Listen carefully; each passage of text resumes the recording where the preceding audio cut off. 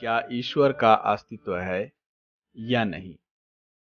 यदि दुनिया में कुछ विषय विवाद और भ्रम के हैं, तो उनमें यह भी एक अति विवादास्पद विषय है।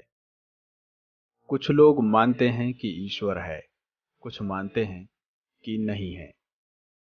मनुष्य द्वारा बनाए गए सभी धर्मों में, सभी समाजों में ईश्वर, गॉड, अल्लाह के अस्तित्व को स्वीकार किया गया है, जिसने पृथ्वी, आकाश, समुद्र, सभी जीव, निर्जीव प्राणी, वनस्पतियों की रचना की है। और इसी कारण से हम ये मान बैठे हैं कि इन सभी रचनाओं के पीछे ईश्वर है।